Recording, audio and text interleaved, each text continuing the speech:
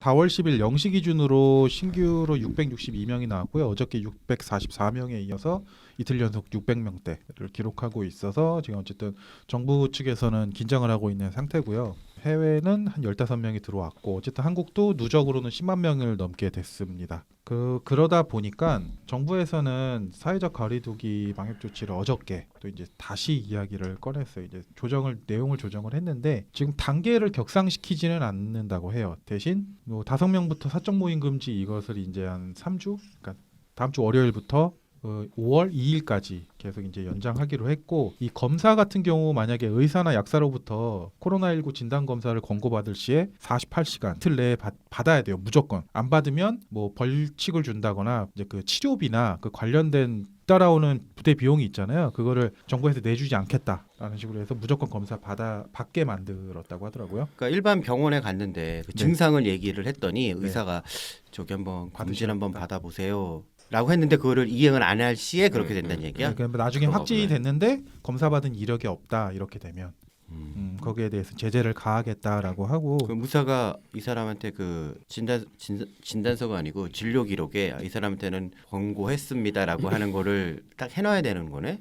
그렇죠. 다시 역으로 그 사람이 걸렸으면 과거의 진료 기록을 살펴서 진료 기록에 권고합니다라는 게 있었음에도 불구하고 이 사람은 결국은 안 했다. 안 했으니까 안 줘? 돈 안 줘? 치료비 안 줘? 그걸 어떻게 또 쫓을까? 또 말씀 들어보니까 또 그것도 일일이 뒤져야겠네요. 그 만약에 그러니까. 나오면 확진자 나올 때마다 그걸 살펴봐야 되잖아요. 뭐 DB 있으니까 거의 컴퓨터로 치잖아요. 네. 계속 지금 이제 500명대, 600명대를 계속 며칠간 이어져 오고 있는데 진단 검사 수 자체는 안 많아. 지금 어저께 보니까 48,000, 47,000이더라고. 어저께 금요일이었잖아. 근데 작년 12월 때가 한 7, 8만 명대까지 올렸다가 지금은 작년 뭐 여름 가을 그때 하는 수준이거든. 확실히 는 건 맞지. 네네. 근데 왜 더 안 늘리나 몰라. 왜냐하면 진단 검사하러 받으러 가면 사람들이 줄을 많이 서요. 그러니까 보건소에도 줄 서고 구에서 몇 개씩 있잖아. 네네네. 줄을 많이 서요. 그다음에 또 뭐가 있냐면 주말에는 또 되게 줄어. 검사할 수 있는 검사소 자체가. 그러니까 줄을 많이 선다라고 하더라고. 우리 집사람도 받았는데 주말에 가서 1시간 반 동안 줄 서서 검사를 하고 왔었거든. 그러니까 그거를 모르겠어. 그러니까 기다리고 하는 거에 대해서 사람들이 좀 불편하기 때문에 이거를 최대한 좀 검사소를 많이 해서 많은 사람들을 검사를 하는 게 좋을 것 같은데 이게 획기적으로 늘질 않아. 나라에서는 22만 명까지 진단할 수 있는 역량까지는 확보해 놨다고 했는데 실제로 그 역량을 보여주진 않고 있거든. 왜 그럴까? 확실히 진단수 늘리면은 더 늘어나긴 하겠죠, 확진자가. 근데 그거를 왜 역량만 갖춰놓고 안 하지? 이것도 풍력인가? 이게 좀 그게 이해가 안 가. 그러다 보니까 이유가 있지 않을까요? 그래서 이제 어떤 거? 음모론이 나오잖아요. 지금 선거 끝나면 늘어날 거다 이런 음모론. 선거. 근데 그 전서부터 그거를 획기적으로 늘리지는 않더라고. 난 그게 좀 이해가 안 아니면은 가. 맥시멈이 22만 명이고 22만 명까지 돌릴 수는 있지만 우리 공장도 그렇잖아요. 캐파가 이 정도까지 있는데 한 절반밖에 안 돌리는 경우도 있잖아요. 그거랑 비슷하지 않을까. 뭐 아니면은 병원 너무 이제 과부하가 걸릴 수 있는. 그러니까 병원에 이제 최대 수용 잡은 능력. 거라서 그 최대까지는 못 돌리는 거겠죠. 그러니까 적정선 과부하가 걸리지 않는. 이게 최대를 돌려서 검사를 때려서 확진자가 이빨에 나왔을 경우에 걔네를 수용할 병원이 있느냐가 또 문제가 있잖아. 아 그것도 있겠네. 그 의료진들도 그렇고. 많이 하면 할수록 의료진이나 그걸 소모를 하게 되니까 아껴야 되는 거죠. 그러니까 중증하고 경증은 또 이제 다른 거니까. 뭐 어쨌든 그 나오는 게 중증이 어떤 정해진 이게 확률이 나오는 게 아니라 미지수잖아요. 그래서 뭐 그럴 수도 있겠다 싶더라고요. 모르니까. 선거운동 기간이 2주인가? 2주 얼추 그 정도 됐죠. 이제서부터 사실 좀 한동안 나오겠죠. 쏟아져 나올 수 있겠지. 근데 어저께 보니까 일단은 코로나 라이브에서 보니까 79만 명 찍었던데? 전 세계. 전 세계. 근데 오늘 아침에 봤더니 어저께 비해서 같은 시간대에 확진자 수가 오늘이 더 늘어났어. 그러면 80만 명을 또 넘을 수도 있고 아마 12월 달에가 피크 찍었을 때가 한 80만 명에서 90만 명 사이였었거든. 근데 지금 미국도 다시 6만 명대에서 8만 명대로 올라가고 있다라고 하고 계속 지금 좀 증가 추세인 것 올라가고 같아요. 있는 거는 프랑스가 10만 명도 한번 또 찍더라고. 일본도 3천 명 이상 하루 지금이 그럼 4파야 5파야? 사파라고 지금 하는데 얘기를 하는데 여기서 시정 잡주 한번 갑니까?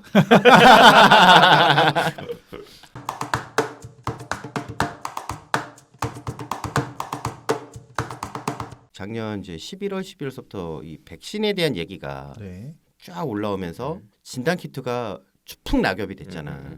그런데 최근 이제 딱 한 2주 사이에 물론 4차 팬데믹이 올 수 있다라는 얘기는 경고성 발언은 지난 2월서부터 3월, 4월에 4차 팬데믹이 올 수 있는 가능성이 아주 높아졌다라는 얘기는 계속 나왔는데 실제로 주식에서 반응하는 거는 안 했어. 그러니까 진단 키트줄만 놓고 봤을 때는 반응을 안 하다가 3월 중순 때까지도 반응을 안 했어. 근데 이제 계속 혈전으로 사망자 얘기 나오면서도 반응을 안 했다가 어찌된 영문인지 모르지만 지난주, 그러니까 이번 주지. 이번 주하고 지난주서부터 그러니까 3월 말 그다음에 이번 주 이게 반응을 막 하더라고. 그 중에 가장 이제 많이 눌렸다가 올라간 종목 같은 경우는 시젠인데 시젠 같은 경우는 저번에 주총에서 정관 변경을 했단 말이야. 그러면서 무증을 한 거야. 발표를 한 거야. 그때 저번에 지난 주주총회 때 정관 변경을 하면서 발행할 수 있는 주식 한도를 늘린다는 얘기는 무증으로 있겠다. 근데 하겠다라고 하는데 언제 하겠다는 얘기는 안 했던 모양이야. 근데 여하튼 이번 주 목요일 날 무증 발표가 오전에 딱 나왔어. 그러면서 이제 쫙 올라가더라고. 근데 시젠뿐만이 아니고 다른 진단키트줄 물론 이제 거기에 최고의 존엄은 PCL이라는 회사지. 그치 전 주주님? 진짜 정리했어요? 얘 한 40% 먹고 나왔지. 제일 조금 근데- 산 게 제일 많이 올랐어. 나 진짜. 원래 그런 거야.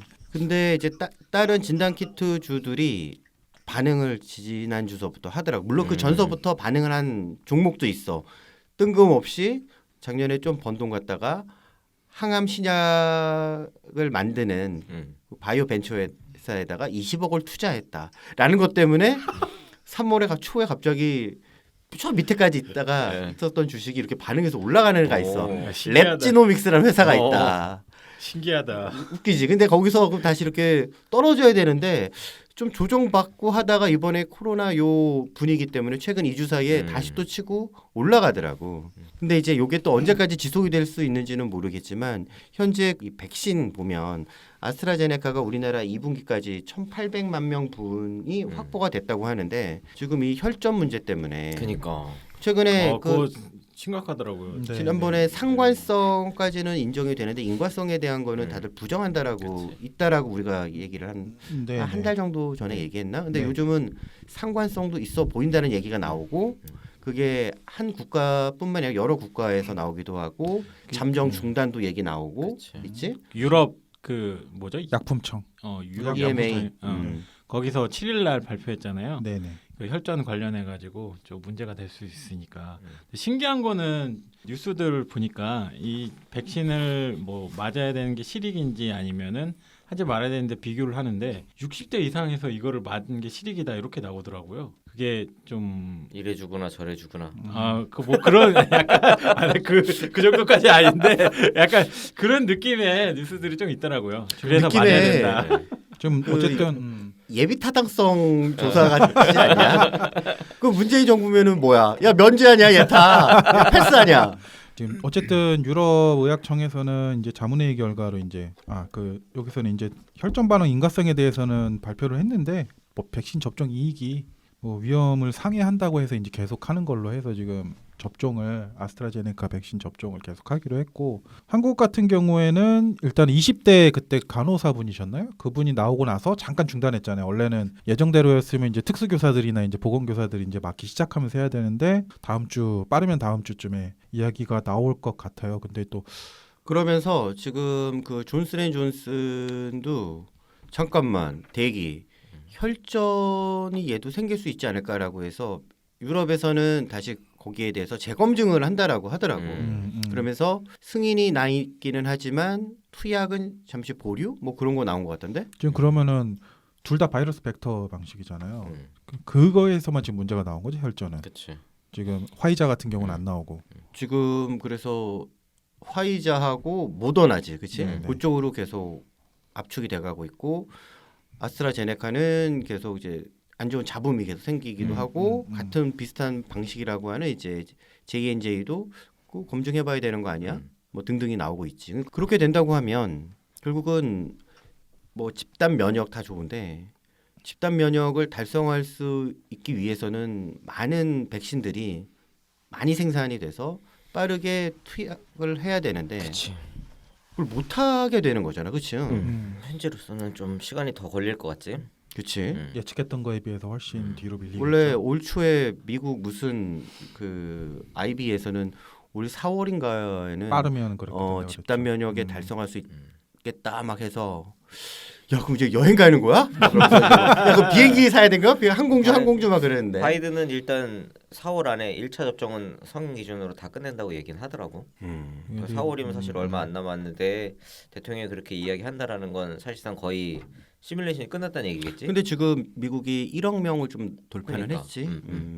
그러니까 이제 3분의 1 좀 넘은 건데 3분의 1 정도인데 그걸 한 달 사이에 나머지를 다 맞춘다라는 게 조금 이해가 안 되긴 하는데 성인 기준으로 1차 접종은 완료를 하겠다라고 했으니까 그러면은 한 앞으로 1억 5천만 명 정도 될래나? 1억 한 2천만 명이 앞으로 한 달 사이에 그러니까 가능하나? 그러면서 무슨 얘기가 나왔냐면 미국에서도 우리나라에서도 야 자가 진단을 그러면 아예 하자. 정확성 좀 떨어지더라도 집에서. 저기 임신 테스트키 마냥. 그런 얘기가 다시 나오기 시작을 했었단 말. 근데 그게 지금 나온 게 아니고 작년 11월, 12월에도 나왔었어. 근데 별 호응을 못 얻다가 이번에 다시 확산이 되니까 그 얘기가 나오면서 진단 키트들이 야 그럼 우리 거 막 이제 그러면서 반응을 하기 시작을 하더라고. 근데 그게 진짜 자가 진단 키트가 어렵지 않을 것 같은데 왜 그걸 안 하나 모르겠네. 사실 그러면은 조금 더 뭐 예방이나 이런 데 좀 용이하지 않나? 거기에 또 우리 오세훈 씨가 오세훈이 저 기름을 부었지. 서울시 관계자들한테 자가 진단 키트를 어느 정도 정확성이 있으며 국내 어떤 업체들이 있는지 조사를 한번 해봐라. 그러면서 각 그 오세훈 씨는 이 코로나 바이러스가 야행성이 아니다라고 생각을 하고 있는 모양이야. 그래서 이번에 뭘 야행성? 밤에 영업 밤에 정하니까 그러면서 이제 야간 또 이번에 단계를 올리게 되면 지금 10시까지인데 또 9시까지 줄이거나 하면은 또 자영업자들 큰 피해가 나니까 일단은 그 질본청이랑은 다른 입장을 내기 시작을 했고 서울시 안에 그 자영업하는 사람들은 최소 지금으로 유지를 하되 그런 각 업장에서 진단 키트를 그 손님을 대상으로 할 수 있는 뭐 15분, 20분이면 진단이 가능하다고 하니까 그걸 배포하는 것도 방법이지 않겠느냐라는 식의 얘기를 한 것 같아. 그러면서 몰라. 그러면서 다시 우리야 우리 막 하면서 내가 지난주인가 지지난주에 그 진단 키트 얘기하면서 현재 나와 있는 모든 나라마다 그리고 그 회사마다 진단 키트는 변이까지는 잡아낼 수 있는 것 같다. 다만 변이의 이름을 얘는 A, B, C, D까지는 얘가 구분을 못한다. 못하는 것 같다. 따라서 지금 현재 변이가 몇 종이 있는데 그 변이는 샘플로 채취를 해서 거기서 다시 염기서열을 분석을 해서 얘 이름은 A입니다, B입니다, C입니다라고 해서 걔네들이 이제 전체 진단수 중에 일부를 발치를 하고 거기 갖다가 샘플링해서 그게 이만큼 이제 퍼졌다라는 식으로 이제 얘기를 하고 있는 게 아닌가라고 일마담 얘기를 했고 표본조사. 표본조사. 근데 이번에 시젠에서도 결국은 무슨 인터뷰가 나오냐 이번 주에 변이까지는 잡아낼 수는 있는데 걔 이름까지는 모른다. 근데 자기네들은 걔 이름까지 알아낼 수 있는 거다라는 언론 발표가 나왔더라고. 그 기사가. 키트, 자기네는 그런 키트가 된다. 그러니까 그렇게 걔네 나오는. 이름까지 우리는 다 밝혀낼 수 있다. 라고 보면 호지하냐? 그러니까 그러면 뭐해? 사줘야 되는 거잖아. 그렇지? 그래서 내가 추측하건대 애들이 발주해 놓은 것도 있고 기존에 재고도 있어서 소진하는데 시간이 걸리는데 슬슬 재고가 떨어지는 와중에 있다라고 하면 시젠 같은 경우는 이제 이번에 미국 FDA도 그 변종까지 뭐 10종인지 5종까지 할 수 있는 거를 새로 그 EUA라고 해서 긴급 사용 승인 신청인지 뭔 정식인지 모르겠지만 신청을 했다고 해. 이제 그게 나오게 되면 판도가 어떻게 바뀔지 모르지.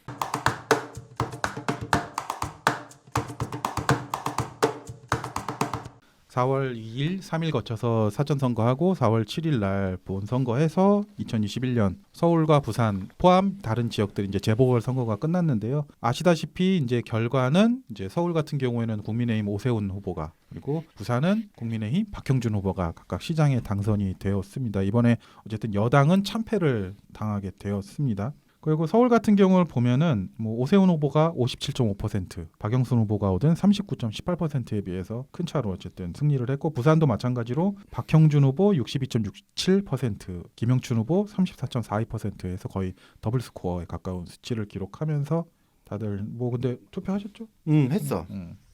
안 하려다가 했다. 아, 누구한테 했죠? 비밀이야. 난 밝힐 수 있는데.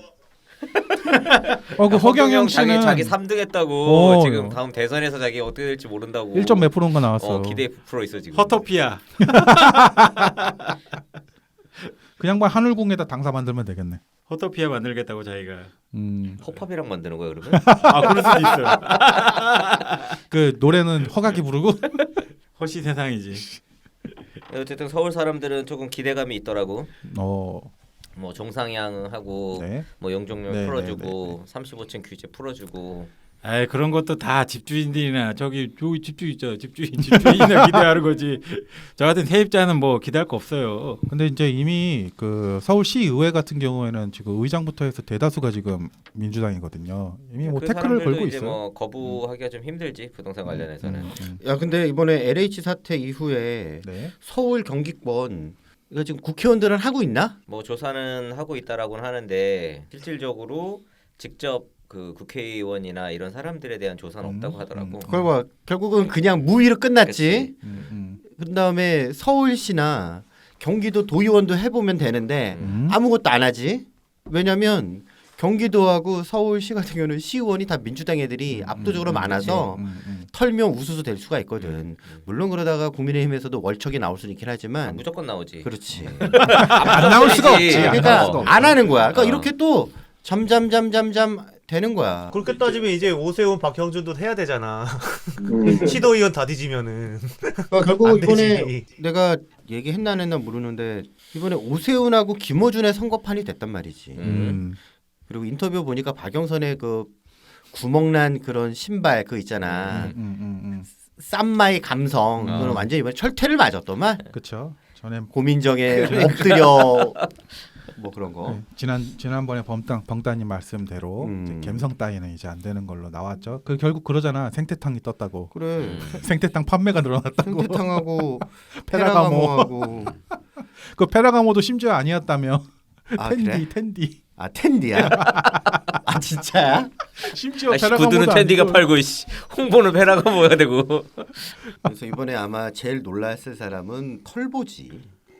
김태년하고 뭐 이낙연은 민주당 청와대도 놀랬겠지만 제일 놀란 거는 털보지. 지금 김어준 같은 경우에는 이제 어쨌든 오세훈 시장이 후보 때 얘기 한번 했었잖아요. 예산을 줄일 수도 있다라고 했는데 일단 담담해요. 일단 독립된 재단이고 TBS가 이제 시의회 조례도 개정을 해야 되니까 그러긴 힘들 거다라고 이제 얘기는 해요. 김어준 씨. 대담하게 인터뷰하겠다고 얘기하던데.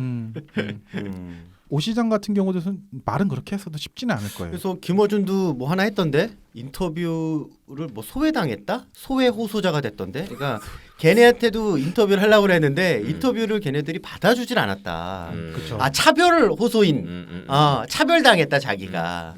근데 뭐 차별 호소인 했던데. 그쪽 지지자한테만 좋은 거지 사실상 한 발짝 떨어져서 뒤에서 보면은 원래 김어준 방송에 다 한나라당 애들도 많이 나오긴 나오잖아. 근데 그래 많이 나오고 선거철에 안 나온 거지. 그러니까 하태경 그러니까, 뭐 이런 맨날 나왔잖아. 그러니까 과거에 나왔는데 난 이제 안 들어서 몰라.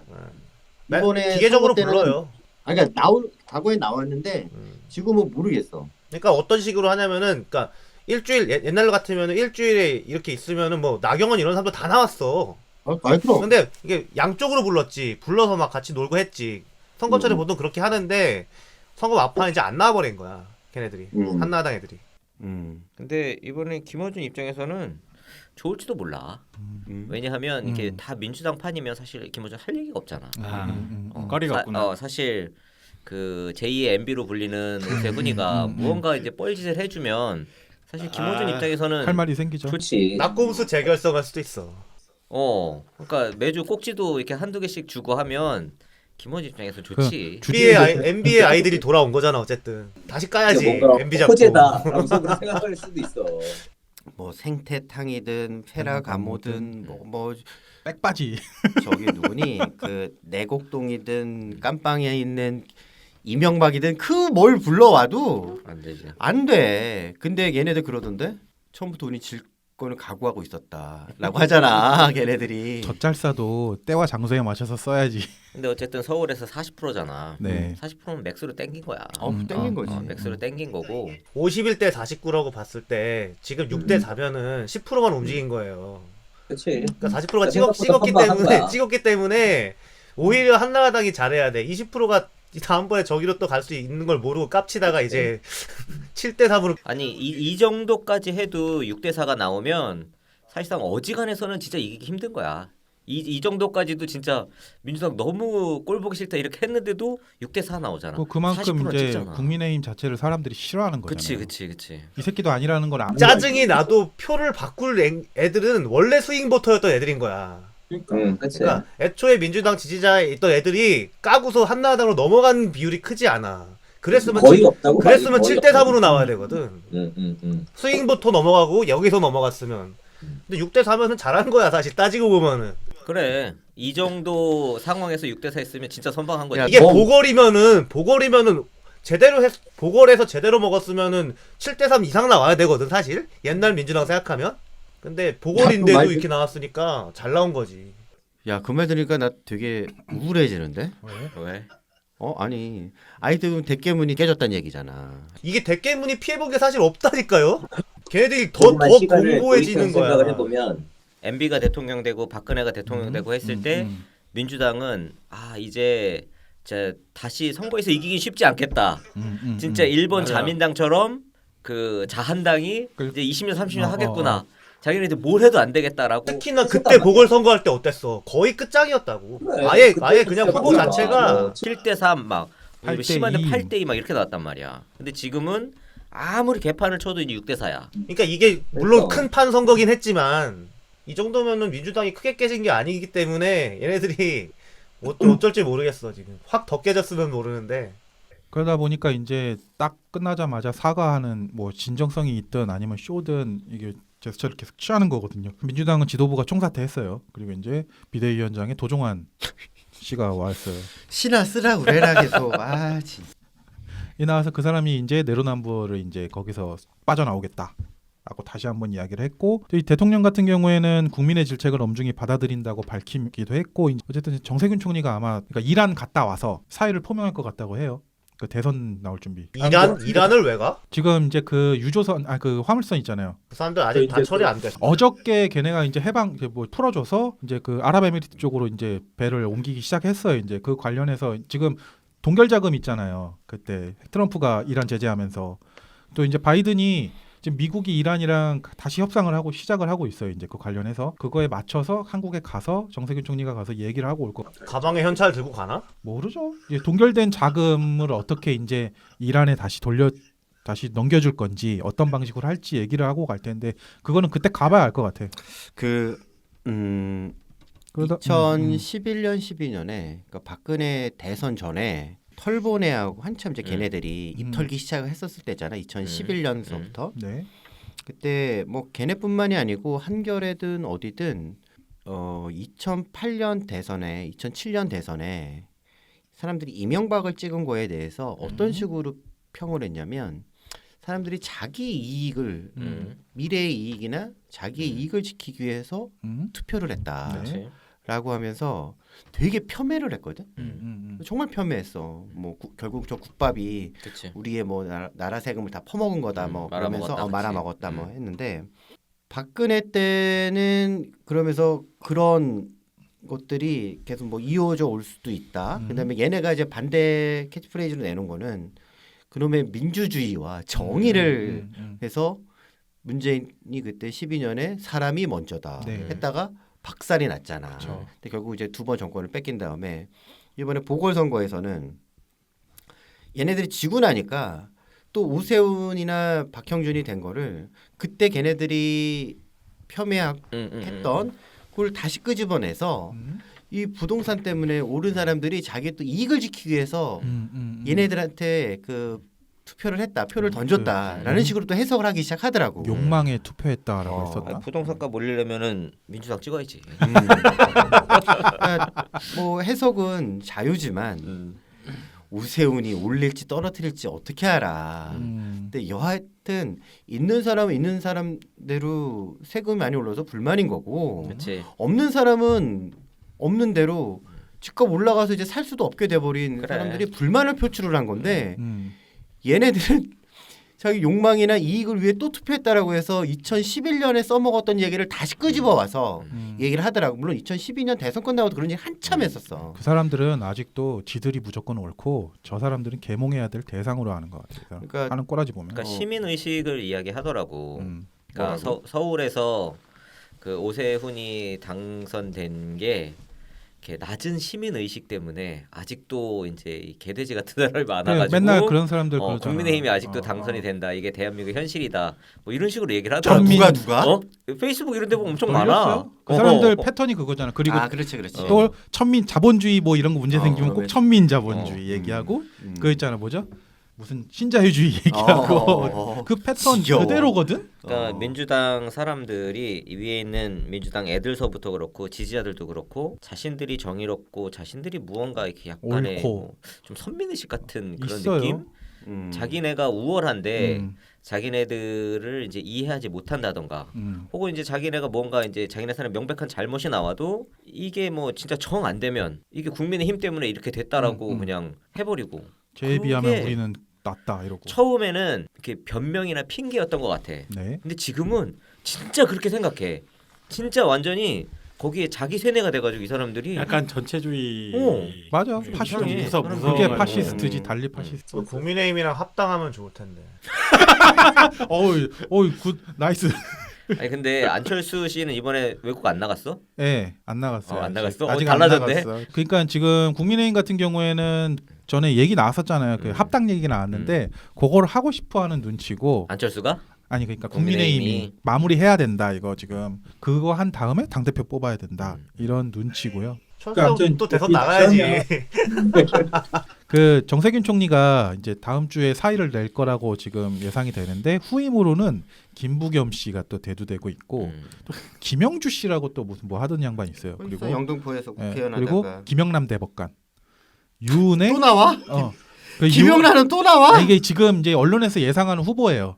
정확히 나온 게 아니라 그리고 유은혜 지금 교육부 장관이랑 홍남기 부총리도 지금 여기다 넣니 어쩌니 얘기가 나오고 있어요. 남기형은 요즘 욕을 많이 먹어가지고 안 엄청 되는데. 깔고 있던데 아니 이번에 그 민주당의 노웅래가 이런 얘기하던데 이번에 선거 진 이유 중에 하나가 부동산 정책 잘못했다고 해서 그 책임 뭐 세금인가 뭔가 해서 세금 많이 올린다고 했잖아. 저 경제부총리 홍남기 때문이다. 지금 그래가지고 홍남기한테 책임 물어야 된다 그래서 지금 백개문들이 재난지원금 때문에 그런 거지. 재난지원금이야? 홍남기 지랄지랄 하는 거는 이 새끼 재난지원금 제대로 안 주고 뻗팅겼다고 그러는 거지. 선거 발목 그래? 잡았다고 여기는 거야 지금. 홍남기는 공공의 적이에요 지금 백개문들 사이에서. 그 노웅래 씨 같은 경우에 또 도종환도 비판했거든요. 저봐 선거 졌는데 또 친문 인사들 쫙 갖다 앉혀놨다고. 제정신 아직도 정신 못 차렸다. 얘네는 지금 그냥 당이 갈라져야 돼. 그러니까 지금 그 민주당 지지자들 사이에서는 이제 그 노무현 대통령 말기 네. 그때 이제 이야기를 계속 이제 꺼내는 거야. 그때도 노무현 대통령이 되게 잘하고 있었는데 언론하고 뭐 그 민주당 안에서도 이제 뭐 탄도리들하고 막 이렇게 해가지고 그 노무현 대통령 막 밀어내려고 하고 막 분열되고 하면서 엉망진창이 됐던 거 하고 지금 똑같은 상황이다. 아 그러니까 맞아 뭐 언론 탓했다며 이번에. 네네네. 포털 탓이다. 그거 김어준이가 얘기했잖아요. 포털 언론 포털 때문이다. 걔하고 저기 그 김종민하고 그런 애들이 또 언론 탓 하잖아. 김용민 이런 애들. 근데 뭐 결국 언제는 얘기하는데. 언론이 괜찮았냐? 뭐씨 언론 탓을. 그리고 결국 또 이 얘기도 했어요. 김남국 같은 경우는 김용민도 그렇고 그 누구죠? 검찰 개혁. 손혜원 같은 경우가 이제 검찰 개혁을 꼭 이래서 해야 된다. 지금 그게 다 안 돼서 이렇게. 빨리 하지 좀. 왜 안 하고서 왜 못 하고서 왜 해야 된다 그래? 지들이 못 해가지고 그런 건데. 누가 해주기 기다리고 있나 봐. 그니까 지들이 했으면 됐을 거 아니야. 지들 맘대로 왜 똑바로 하지도 못해놓고서 그 총선 때 그렇게까지 다 몰아줬잖아요. 지들 맘대로 할 수 있는데 지들 맘대로 못해놓고서 맘대로 못했다고? 지랄이야. 뭔 소리야 이게. 그 지들 하고 싶은 건 다 했어. 저기 뭐 올리거나 저 월급 올리거나 뭐 이런 거 지들 아니, 그러니까 올리는 그런 거는- 거 말고 진짜로 할 걸 했어야지. 그랬으면은 결집이라도 했겠지. 부동산이거나 말았구나. 시민 의식 있는 애들이. 그러면은 걔네들은 시민 의식이 있고 우리는 시민 의식이 없는 놈들인가? 이러면 시민 의식은 파란색 애들한테만 있는 의식인가 봐. 에이씨, 유시민 의식이겠지. 아, 유시민 의식. 아, 그러면 에이 멍멍 꿀꿀. 그러니까 이게 걔네들은 이제 같이 있으면 안 돼. 나눠져야 돼. 하루빨리 민주당하고 국민의힘이 이 나라에서 사라지기를 다시 한번. 그러니까 뽀개져서 헤쳐 모여야 된다니까. 걔네 지금 그 얘기도 나오고 있어요. 클리앙 같은 데서는 이제는 대선은 어쩔 수 없다. 이재명을 찍어야 된다. 이제 지금 이재명 완전 표정 관리 중이지. 야, 왜냐면 저쪽에 안철수 나와봐. 그냥 이겨. 철석이 안 나올까? 이제는 불기 싫어하잖아요. 아 상관없어. 무조건 이게 돼 있어. 지금 구도상. 윤석열이랑 안철수가 단일화가 될 것 같아요? 얄짤없지. 그러면 세 명. 아니 근데 안철수가 양보하면 무조건 승리하는 구도 아니야? 지금 안철수가 밀어주면 그 사람이 항상 당선돼. JP 약간 느낌 나네. 그거 아니야. 킹메이커야 킹메이커. 나무 조연상. 철수 거의 그 형이 느낌이야. 문재인이랑 밀어준 건 아니구나. 포기한 거지. 클라스가 지금 저거 안철수 씨 클라스는 저거네 서포터네. 아 그러고 보니까 김종인 씨가 그만뒀잖아요. 네. 그럼 다 윤석열한테 다시 알바 가잖아. 약간 그 느낌에 약간 좀 솔솔 뭔가 뿌리는 느낌이던데. 나 FA야. 나 그러니까. FA야. 지금 일단 여당 같은 경우에는 지금 초선 의원들이 입장문가고 이제 공동 성명서를 냈어요. 지금 이번에 당선된 사람들 그 누구죠? 이탄희 그 공황장애 그 소소하던 이탄희 씨랑 그 소방관 하던 친구 있잖아요. 그 의정부, 친구랑 그 의정부. 이제 필두로 해서 이제 반성 이 참패에 대한 반성과 혁신의 목소리를 냈는데 네. 지들이 반성할 게 뭐 있어. 이 사람들이 얘기를 뭘 했냐면 조국을 예를 들었어요. 그러니까 자기들이 조국이 이제 그 검찰 개혁의 그 대의 명분인 줄 알았다. 근데 우리가 잘못 판단했다. 다시 이제 시작하겠다 이런 식으로 얘기했는데 권리당원 게시판에서는 그나마 뉘우친 거야? 깨달은 거야? 뉘우친 척이지 이게. 뭘 뉘우친 거야. 그 뉘우칠 것 같으면 진작 네, 해야지. 약간 내 조국 얘기할 줄 몰랐어. 그 영상을 봤는데 조국에 대해서 그렇게 대놓고 그러면은 이제 걔네들 중심으로 갈라지겠네. 그치. 네, 그러다 보니까 엄청 욕먹겠지. 그 권리당원 게시판에 실제로 온갖 비난이 쏟아지고 있다고 해요. 아니 근데 그러면 이런 얘기도 했어야지. 부동산 정책 잘못됐다. 근데 초기 정책실장인 장하성부터 김상조까지 이게 뭡니까? 청와대 인사서 도대체 뭐 한 거고 인사검증 뭐 한 거냐. 그런 얘기는 안 했네. 그 청와대 인사 관련해서도 지적은 했어요. 아 그래? 앞으로 이제 그거에 대해서 비판하겠다라고 얘기는 했는데 역시나 쌍욕을 먹고 있죠. 걔네들이 열린민주당으로 가는 거 아닐까 이제? 지금 그 얘기가 나오고 있어. 그러니까 노무현 참여정부 얘기가 나오는 것도 지금 정권 말기에 소신파라고 이렇게 나온 초선들 나와서 이렇게 다른 이야기를 내니까. 야 열린민주당은 더 찐인데. 아 그치. 야 민주당 헤드하고 열린민주당 헤드는 더 찐이야. 아니지 이렇게 생각해봐요. 친문하고 친노가 이렇게 있으면은 그러니까 노무현 밑에 이제 친문이라고 생각했는데 그게 이제 다 갈라지는 거야. 자기 아 친문과 친노로. 또지만 낫 문재인이라는 애들이 있는 거야. 걔네들이 이제 열린민주당으로 가는 거지.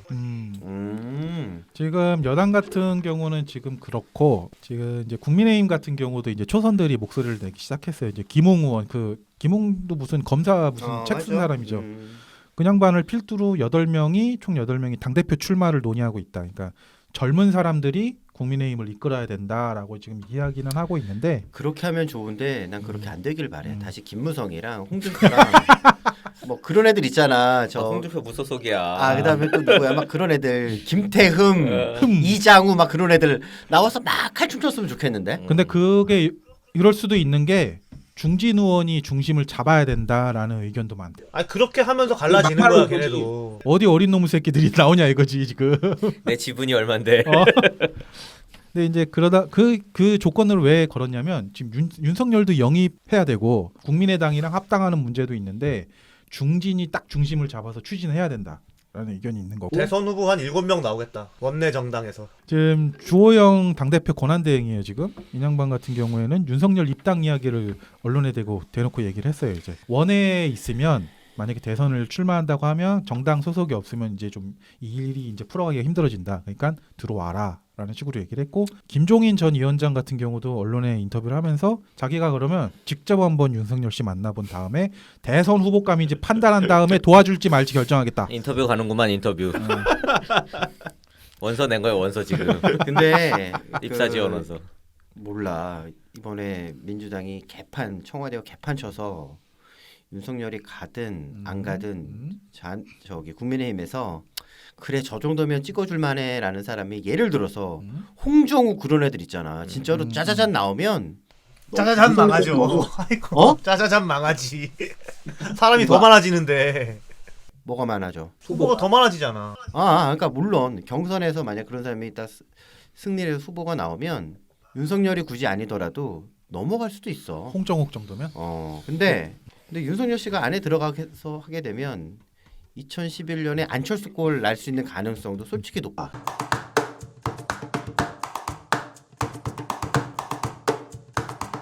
반도체가 좀 지금 분기 현상 있잖아요.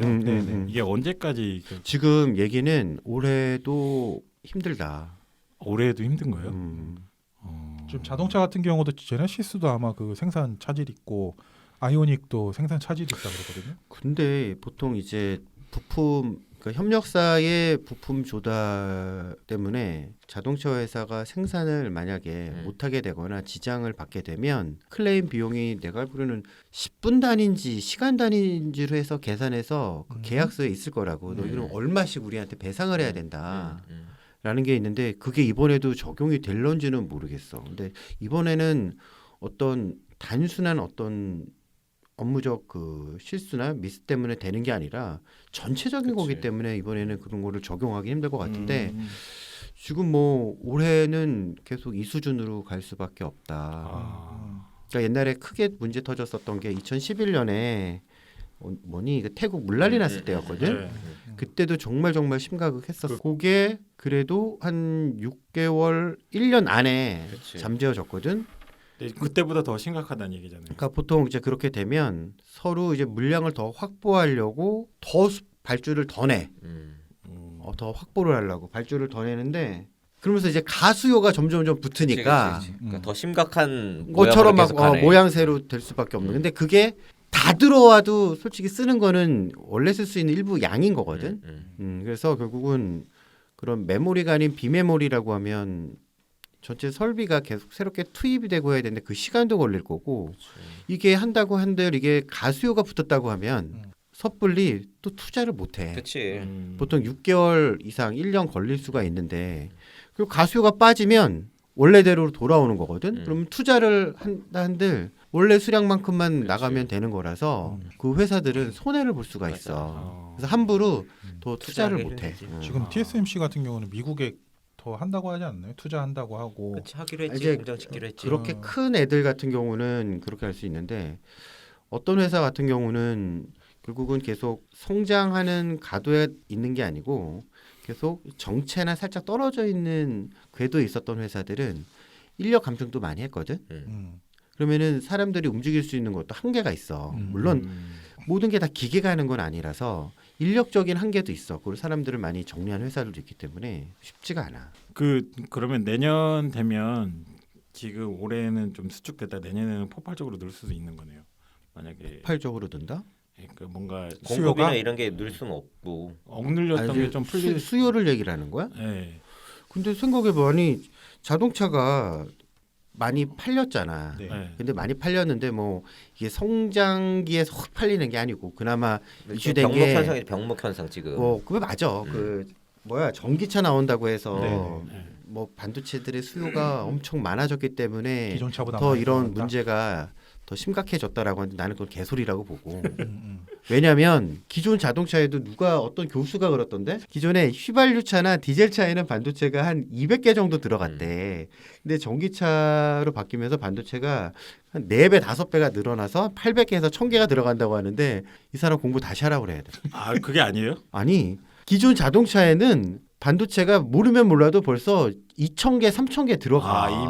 이미 들어가고 있어. 교수는 뭐 저기 무슨 뭐 센서 이런 거에도 다 저게 들어가야 되니까 반도체가. 아 그럼. 다른 시대에서 살다 왔나?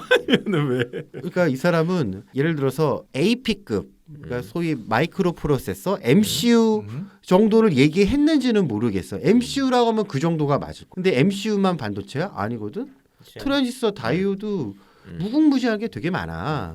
그걸 따지면 MCU를 혼자 못 움직이기 때문에 그 주변에 도와줘야 할 반도체들이 그거 곱하기 한 10배 이상 필요로 한단 말이야. 아니 MCU 정도를 갖고 이 자동차의 전체 사용하는 반도체처럼 얘기한 거는 이 사람은 공부가 덜 됐다. 아 교수인데? 몰라 얘는 이 사람은 이상한 사람이구먼. 아 내가 그 기사 보고 한심해서 야 지금도 1,000개는 훨씬 더 1,000개가 뭐야 더 들어가. 그럼 전기차가 되면은 지금 이 사람이 얘기한 800에서 1000개가 아니라 아, 쉽게 얘기해서 여러분 생각해봐요. 자동차 계기판 딱 뒤에 까보면 다 그 전자 회로거든. 네네. 거기에 반도체 엄청 많이 쓰이고요. 우리 오디오 그다음에 네네. 내비게이션 딱 뒤에 네네. 까봐요. 그 반도체 엄청 많이 쓰이고요. 엔진 쪽에도 쓰이고 바퀴 쪽에도 쓰이고 브레이크도 쓰이고 이 그치. 등에도 쓰이고 어마무시하게 많거든. 아, 쉽게 얘기해서 우리 좀 좋은 차 타면 그 시트 있잖아. 네. 뒤로 빠지고 자동으로. 접히고 그렇지 전동 옆에 누르는 거 있잖아. 마사지도 해요. 걔네도 다 마찬가지고 이 기어 박스도 마찬가지고 어마무시하게 많은데 무슨 뭐 일반 휘발유나 200개? 저기 경유차는 200개? 아이고 나중에 모르지 초고성능 반도체가 되면 적은 수로 될지. 근데 그건 언제적 얘기야. 한심하다 한심해. 어쨌든 그 자동차에 들어가는 반도체가 사실은 다 좀 이전 세대잖아. 전자 제품에 들어가는 이제 무슨 뭐 나노급 이런 반도체가 아니어서 자동차에 들어가는 반도체가 그거를 알아야 되는 게 뭐냐면 그 미세 회로에서 얘기하는 이제 선 폭이거든. 회로의 패턴 폭이야. 그러니까 쉽게 얘기해서 메모리라고 하는 거는 트랜지스터를 얼마만큼 작게 많이 집적하냐라는 데 있는 거거든. 그래서 1층으로 하면 한계가 있으니까 그러면서 이제 그걸 적층으로 하고 뭐 3층, 4층, 5층 하고 지금 뭐 100몇 층까지 있어. 쌓는 게 기술이잖아요. 사실. 쌓는 게 기술이고 그 층과 층을 그 구멍을 뚫어서 전기를 통하게 해줘서 통전을 시켜줘야 되는 그런 것들이 다 기술이란 말이야. 뭐 여하튼 근데 일반 그런 거 말고 아날로그 제품들이 있는 거야. 메모리는 기본적으로 디지털 반도체라고 보면 되고 그거 말고 아날로그 비밀번호는- 반도체 같은 경우는 걔네들처럼 몇 나노 폭이 아니고 걔네는 미크론 단위의 제품들이야. 그러니까 그렇게 집적돼 있는 것들도 있긴 하지만 그런 집적된 회로가 아니고 2개, 3개, 4개, 5개, 1개 하물며 그런 것들도 있는 것들이 있단 말이야. 걔네들도 반도체인데 걔네는 미세 회로랑은 상관이 없어. 그래서 걔네들은 옛날 거니까 지금은 안 쓰이는 게 아니고 걔네들은 앞으로 어떤 세대를 간다 손 치더라도 계속 그 어떤 어플리케이션마다 쓰일 수밖에 없는 것들이 있는 거지. 가령 이런 거 한번 볼까? 우리 옛날에 자동차는 창문을 돌렸잖아. 지금 전동이잖아. 그럼 네. 뭐가 들어가냐면은 모터가 들어갈 거고 네. 모터를 제어해주는 이제 ECU 회로가 들어가요. 그럼 회로가 들어가게 되면 전원을 어디서부터 배터리로부터 공급을 받아야 되잖아. 그러면은 거기에도 반도체가 들어가야 되고 그걸 다시 받아서 뭐 모터 쪽에 전달해 주려면 다시 그거를 증폭을 해주는 아니면은 그걸 전압을 다운을 시켜주든 여러 가지 또 역할을 쓰는 조그마한 반도체들이 다 들어가 있단 말이야. 그러니까 그런 것들은 빠질 수가 없는 거야. 그치. 또 하나 옛날 우리 핸들 네네. 뭐 돌리려면 두 손 잡고 돌렸는데 누구는 오른팔을 옆에 시트에 딱 올리는 한 손을 돌렸다가 아 저 멋있다 막 했잖아. 그게 왜 그러냐면 옛날에는 그냥 유압식. 유압식인데 그거를 이제 전동식으로 바뀌면서 그 부하를 자동적으로 컨트롤할 수 있기 때문에 돌리는 힘이 적어도 자연스럽게 돌아갈 수가 있는 거였거든. 그럼 거기에도 당연히 보통 이제 그건 EPS라고 하는데 네. 그런 전자 회로가 들어가게 돼 있어. 그런데 들어가는 반도체들은 예를 들어서 무슨 퀄컴 칩이라든지 인텔 칩이 들어갈 일은 없단 그러니까. 말이야. 그렇지. 근데 그러니까 아날로그 제품 중에서 그게 집적되지 않아도 되는 그다음에 선 폭이 몇 나노가 아니고 그러니까. 몇십 그 미크론 단위의 그 회로들도 되게 많거든. 그러니까 걔네들로 웨이퍼도 충분한 거야. 엄청 작은 웨이퍼를 쓴다고 하더라고. 그 엄청 작은 웨이퍼가 아니고 옛날에는 뭐 2인치, 3인치, 5인치, 6인치, 지금 8인치, 그다음에 10인치, 12인치. 12인치는 이제 저 메모리 쪽인 거고 그러니까. 이 인치가 커지면 커질수록 수율이 좋다고 하잖아요. 많이 찍어내니까. 근데 또 그걸 무작정 막 크게 할 수도 없는 게 왜냐면 판이 커지면 커질수록 휨이 생길 수가 있거든. 그런 문제도 그쵸, 있으면 그쵸, 그쵸. 살짝만 틀려져 있으면 위에서 회로를 찍어도 비틀릴 그치. 거잖아. 그럼 이제 불량률이 많이 생기는 거고. 그다음에 지금 엄청 작은 게 아니고 점점 키워온 거야. 뭐 2인치, 뭐 4인치, 그러니까 이렇게 5인치, 말을 6인치. 들어보니까 자동차에 들어가는 반도체들은 다 뭐 그런 최신의 이런 게 아니기 때문에 TSMC가 됐든 삼성이 됐든 이런 메이저 업체들은 아예 자동차 걸 받지를 않는데 대량이 되지 않기 때문에 그래서 이게 보통 작은 회사들이 웨이퍼의 크기도 8인치나 8인치 이하래 뭐 10인치 12인치 넘어가는 건 아예 없대. 없어. 그러니까 이제 큰 회사들은 대부분 10인치 12인치를 쓰니까 자동차 반도체가 모자라서 만들어주세요 해도 라인 자체가 아예 없다라는 거야. 그러니까 8인치가 지금 주류고 지금 5인치에서 8인치를 넘어온 게 보통 한 4, 5년 정도 돼. 한 5년 정도 전서부터 5인치에서 8인치를 다 넘어오기 시작을 했어. 지금 대부분 이제 다 8인치가 주류야. 그렇다고 하더라고. 5인치는 없어. 그러면 8인치에서 이제 찍어내는 거는 뭐 당연히 한 번 딱 찍으면 이제 그거를 조각조각 내잖아. 다이싱이라고 한단 말이야. 잘라내는 거란 말이지. 근데 그거는 작은 회사가 그걸 하는 게 아니고 메모리 회사는 기본적으로 걔네는 또 한 판당 찍어내는 게 LCD랑 똑같아. 찍어내는 게 많으면 많을수록 가격을 싸게 만들 수 있으니까 경쟁력이 있고 마진을 많이 남길 수 있는 거잖아. 그러니까 그거는 메모리도 옛날에 8인치도 있었고 작은 것도 있었단 말인데 걔네는 글로 더 가는 거고 그치. 메모리는 사이즈가 보통 더 크거든.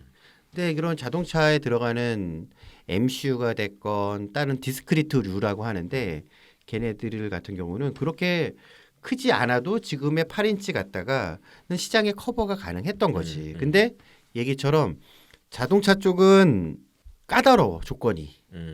일반 보통 반도체 같은 경우는 동작 온도 보증이 네. 예를 들어서 마이너스 20도에서 우리는 플러스 85도까지에서는 작동을 합니다라고 하는데 자동차는 혹한의 조건에서 하니까 그렇죠. 마이너스 예를 들어 40도에서 플러스 150도 안에서는 그런 환경이 주어진다 치더라도 걔네들은 죽지 않고 작동을 해야 되는 거는 그 반도체 회사에서 보증을 하게 된단 말이야. 그 보증은 그냥 보증 학교가 아니고 검증을 다 해야 되고 그치. 그럼 규격을 맡아야 되는데 그럼 다 그 돈이거든.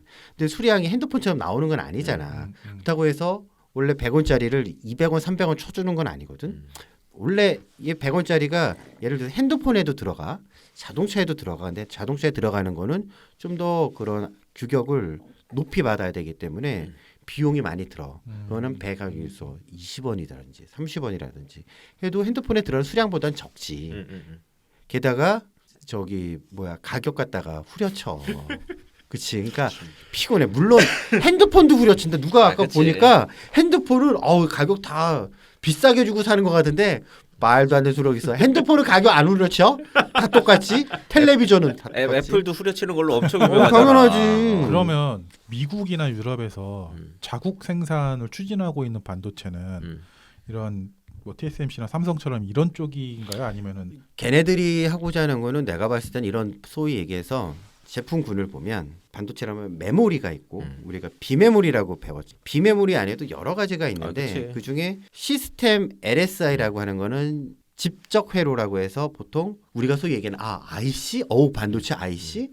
우리가 냉장고 옛날에 봤을 때 인공지능이라고 하는 녀석들이라든지 무슨 컨트롤러, 뭐 드라이버 등등 이름이 붙어서 IC가 붙은 것들은 시스템 LSI에 해당을 하고 나머지 것들은 이제 보통 소위 이제 디스크리트라고 해서 전력 관계, 그러니까 전기를 받아서 이 스위치 같이. 그렇지 스위칭해 주는 것들도 있고 어떤 것들은 전기가 너무 전압이 높아 그러면은 전압을 떨어뜨려서 이 그러니까 마이크로 프로세서 MCU가 작동할 수 있게 알맞게 전압을 낮춰서 공급해주는 역할을 하는 것들도 있고 이제 그런 것들이 있고 또 하나는 이제 뭐 LED가 됐건 이런 광학 계열의 반도체들도 있단 말이야. 그러니까 되게 많은데 내가 봤을 때는 미국에 산다고 하면 이런 디스크리트 중에 그런 전력 쪽이라든지 광학 쪽은 아니고 그건 되게 싸. 그런 거는 정말 비싼 거는 한 1,000원, 2,000원짜리가 있긴 한데 걔네는 수요가 몇 천만 개 단위가 아니거든. IGBT라는 게 있어요. 큰 전력용 같은 경우. 근데 그 수량이 작고 한다고 하면 결국은 마이크로 프로세서 MCU. 그러니까 그 MCU 중에 최첨단이 누구냐면 AP야. AP가 최첨단인데 AP 갖다가 뭐 5나노다 7나노다라고 나는 들어본 적은 없거든. AP는 그렇게까지는 안 들어가도 돼. 아 그래. 근데 요새 그 애플에서 나오는 그 AP들은 보면 거의 그런 나노급 이야기를 그러니까 나노급인데 하더라고. 예를 들어서 5나노하고 20나노라고 하면 4배 차이가 나는 거거든. 그렇다고 하면 결국은 미세 공정을 제일 먼저 달려가고 있는 거는 메모리인 거고 AP나 걔네들은 이제 거기까지는 메모리에- 안 그치. 거기까지는 그치, 안 가도 그치. 돼. 아마 지금 20나노라고 하면 예를 들어 20나노라고 하면 6, 7년 전에 메모리가 24나노 그랬었어. 그치. 6, 7년 전에 24나노, 30나노, 40나노 했었거든. 근데 그게 지금 이제 10나노 밑으로 간다라고 하는데 AP가 그렇게 이제 걔네도 미세 공정을 온다는 얘기는 기존에 자기네들이 역할을 하는 그 코어 부분만 하는 게 아니고 이 AP를 씀으로써 주변의 반도체들을 더 이상 쓸 필요가 없어요. 전력용 반도체 거 우리 회로 안에 넣을 거예요. 다른 것도 넣을 거야. 그러면은 집은 그러니까 면적은 한적돼 있는데 가족이 늘어나잖아. 그럼 어떻게 해야 돼? 작게 만들어. 더 작게 그 폭을 좁게 만들어서 다른 애들 끄집어 늘려니까 이제 미세가 되는 거야. 그치. 거기에 통신 부분도 집어넣어. 그렇게 되는 거지. 그 컴퓨터 CPU 중에 이제 라이젠 같은 경우 그잖아 안에 CPU 달려 있고 그래픽 카드 담당하는 애도 있고 맞아. 이것저것 다 넣잖아요. 그런 느낌이네요. 요새 애플은 아예 메모리도 넣어버리더라고. 자기네 그냥 그 API 안에? 칩 자체에다가 M1 칩이라고 해가지고 그 안에 다 M1은 넣어버리더라고. 코어텍스라고 그래서 원래 이제 암의 음. 그 CPU 코어 이름이야. 그러니까 인텔도 코어를 갖고 있지만 암도 코어를 갖고 있거든. 그게 이제 M 코어라고 하는 게 있어. 뭐 M1, 뭐 M2 막 그런 게 코어 이름인데 세대의 아마 이름일 거야. 근데 보통 마이크로 프로세서라고 하면은 그 대충 그 블록도를 보면 핵심적인 코어가 있어. 우리 인텔 보면은 제일 큰 면적 딱 보이는 게 그게 인텔 코어 핵심인 거고 그 주변에도 회로들이 되게 많이 들어가 있다고. 그런 조그마한 코어들이. 네네. 마이크로 프로세서 같은 경우는 제일 큰 포지션은 이제 그런 핵심 코어가 있는 거고 그 주변에 코어를 또 움직이게 하기 위해서는 일정 정도의 거기에 메모리도 들어가. 옛날부터 다 그렇게 들어가 있었어. 그 용량이 점점 이제 커지는 거죠. 왜냐면 코어 성능이 높아지면 걔가 많은 일을 하려면은 주변에 바로 메모리가 그쵸. 또 옆에서 도와줘야 되거든. 병목 현상이 안 일어나는 거니까. 그러면은 걔네들도 용량이 점점 커져야 되고 그래서 거기에는 다시 프로그램도 해야 되기 때문에 그 플래시 메모리도 들어가야 되고 D램도 들어갈 수가 있고 걔만 들어가는 게 아니라 또 다른 애들이랑 또 커뮤니케이션 해야 되니까 거기에 커뮤니케이션 할 수 있는 칩도 거기 들어가야 돼요. 그러니까 그런 칩들이 역할이 많으면 많아질수록 주변에 쩌리로 붙어 있는 것들을 싹 가져가 버려. 그러니까 쉽게 어느 쪽에서 그런 게 먼저 일어났다라고 보냐면 셋탑박스가 그렇더라고. 셋탑박스는 기본적으로 통신칩이긴 한데 통신칩 같은 경우는 ST마이크로라는 회사가 잘해. 근데 걔네가 그 주변에 있는 쩌리의 반도체 회사들이 그나마 물건을 팔았던 것들을 다 갖고 들어와. 자기네 칩셋에 통신칩에. 그러니까 주변에 회로가 깔끔해져. 없어져. 근데 그만큼 얘네는 그 부분까지 가격을 쳐서 받겠지. 그러니까 나머지 회사들이 팔 게 없어져. 그렇게 되는 거야. 그건 예전부터 해왔던 거야. 계속. 그러면은 이제 여기 보통 언론에 나오는 이제 한국 같은 경우는 지금 만약에 반도체 대란이 일어난다 그러면 이제 한국도 업체들 영향받는 업체들은 되게 많아지는 건가요? 그러면? 이게 그러니까 그 현대자동차가 반도체가 없어서 차를 못 만든다라고 하는 거는 현대자동차의 해외 반도체 회사가 반도체를 여기 있습니다 해서 납품하는 게 아니거든. 그러니까 현대 모비스는 갖다 사다 쓰지. 근데 현대 모비스 말고 그 밑에 또 협력 업체들이 있을 거란 말이야. 뭐 만도도 있고, 네. 뭐 회사들이 막 있어. 한원 시스템도 있고 막 많아. 그럼 걔네들이 실제로 이제 설계를 해서 그런 전자회로가 들어가는 부품이 공급이 돼야지 그게 만들어서 2차 협력사로 갔다가 1차로 납품이 되는데 여기 사이드 2차나 3차에서 제대로 공급이 안 되니까 최종적으로 현대나 기아에 못 들어가고 있는 거겠지. 그러니까 걔네가 조업이 중단이 되는 거야. 근데 여기에 들어가는 그 2차, 3차 협력사에 들어가는 반도체의 100분의 1도 국내 회사 건 아니지. 메모리 빼고. 100분의 1도 안 돼. 근데 미국에서 이번 삼성 주에 불렀지. 블로그 뭐 TSMC 불러서 뭐 얘기를 초청해서 한다는데 그렇게 되면은 미국도 뭐 뭔가 개발을 하려고 뭐 이렇게 지원을 받으려고 하는 건가요? 아니면 걔네 불러다가 무슨 얘기를 하려고? 그 옛날에 이런 얘기는 있었어. 93년도, 4년도, 5년도 하던 그 언저리에 삼성도 원래 메모리만 했던 회사 아니거든. 같이 했었어요 시스템. 삼성도 지금 뭐 지금 저기 엑시노스 엑시노스 그 전에 그러니까 삼성도 8비트 마이크로 프로세서, 16비트 마이크로 프로세서가 다 있어. 지금도 있는지 모르겠어. 있었어. 10년 전만 해도. 근데 94, 5년 그때 자기네들 아까 디스크리트류라고 하는 TR 다이오드 막 그런 거 만드는 사업부를 미국의 페어차일드라는 회사한테 팔아. 아, 사업 부분만 판 거네요 거기도. 그래서 페어차일드는 미국 회사긴 하지만 옛날에 삼성반도체인지 뭔지 부천에 공장이 있어. 그 페어차일드 공장이 있단 말이야 한국에. 했다가 페어차일드가 결국은 어디니 온셈인가 하는 미국으로 넘어갔든지 아니면은 IR이라고 하는 그 미국 회사를 하여튼 넘어가. 근데 삼성에서는 메모리도 갖고 있고 일정 정도 시스템 LS도 갖고 있는데 이걸 디스크리트류만 오로지 없다. 그 파운드리도 하고 있는데 그래서 페어차일드를 사오지 않을까라는 얘기도 있었거든. 근데 사오진 않았지.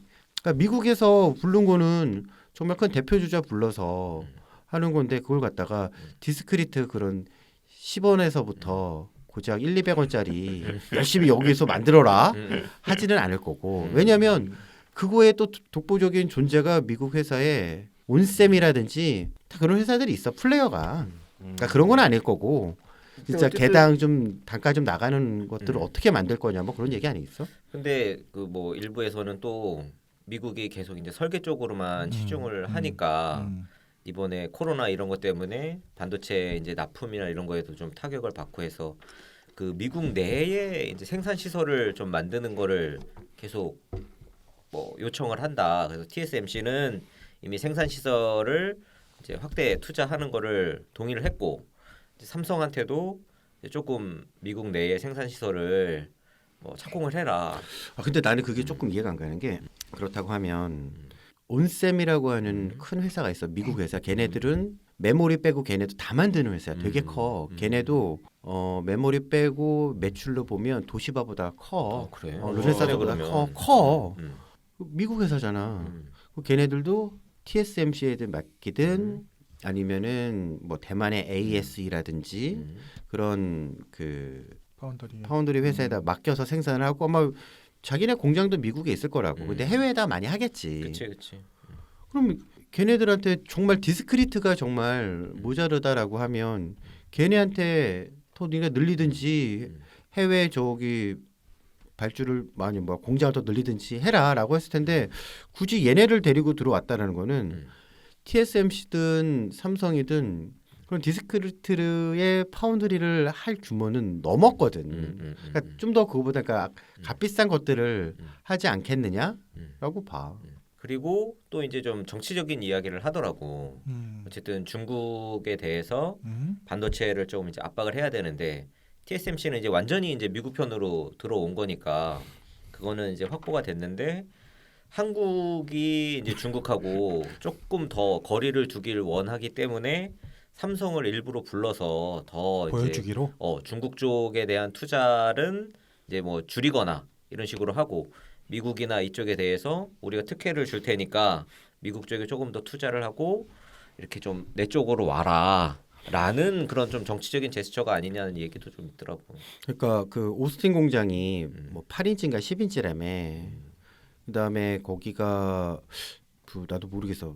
파운드리도 하나? 잘 모르겠는데 거기가 무슨 자동차용을 뭔가를 한다라고 하는데 파운드리라고 하면은 영향을 당연히 받았겠지. 그러니까 TSMC도 8인치에서 파운드리를 하고 있잖아. 그럼 자동차용이 있거든. 그러니까 나도 얼마 전에 뉴스에서 본 건데 일본의 르네사스라고 하는 회사조차도 TSMC의 8인치의 자동차용으로 생산 위탁을 맡겼는데 뭐 그것도 이제 쇼테이지가 났고 뭐 대만에 또 뭐가 뭐 정전 사고 나고 막 그러면서 TSMC가 정전 사고 났어 작년에 2020년에.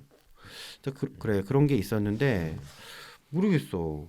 솔직히 미국이 TSMC하고 삼성을 불렀는데 우리나라에다 공장을 더 지어라?